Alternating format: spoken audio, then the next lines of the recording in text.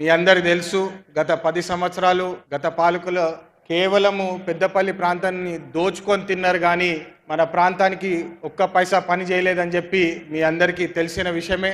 పెద్దపల్లి ప్రాంతం అంటేనే వనరులు చాలా ఎక్కువ, ఇక్కడ పంట బాగా పండుతుంది, మన సింగరేణి ఉంటుంది, పని చేయాలంటే చాలా ఉంటుంది. కానీ గత 10 సంవత్సరాలు కేవలం ఇక్కడ దోచుకున్నారు కానీ ఇక్కడ తెచ్చిన నిధులు లేవు, నియామకాలు లేవు అని చెప్పి ఈ సందర్భంగా ఒకసారి గుర్తు చేస్తున్నాను. మీ అందరు తెలుసు గత ఒక్క సంవత్సరంలోనే పెద్దపల్లి ప్రాంతానికి 1000 కోట్ల నిధులు సీఎం రేవంత్ రెడ్డి గారి చేతులారా ఇక్కడ నిధులు తీసుకొచ్చినారని చెప్పి గర్వంగా నాకు ఈరోజు ఒక ఎంపీగా ఇక్కడ నేను పనిచేస్తున్నానంటే చాలా గర్వంగా ఉన్నది.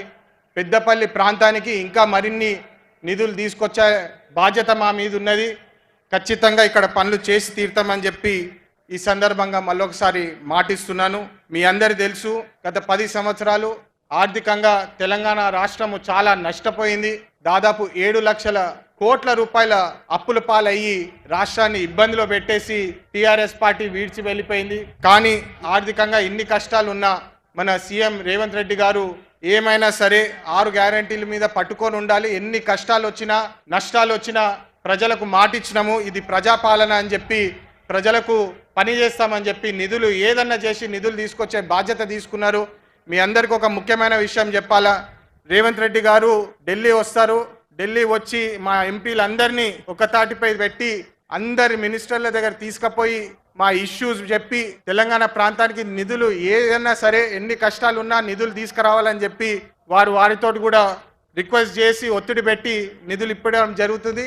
మీ అందరికీ తెలుసు మొన్న సివిల్ ఏవియేషన్ మినిస్టర్ గారితో కూడా కలవడం జరిగింది. రామగుండం ప్రాంతంలో ఒక మంచి ఫెసిలిటీస్ తోటి ఒక ఎయిర్పోర్ట్ తీసుకొచ్చే బాధ్యత మాది, ఖచ్చితంగా చేసి తీరుతామని చెప్పి ఈ సభాముఖంగా తెలియజేస్తున్నాము. మళ్ళా ఎన్టీపీసీ ఎక్స్పాన్షన్ కూడా 800 మెగావాట్ 3x800 మెగావాట్ కూడా ప్రారంభమయ్యి ఇక్కడికి తీసుకొచ్చే బాధ్యత మాదని చెప్పి మళ్ళొకసారి రేవంత్ అన్న ముందు కూడా చెప్తున్నాము.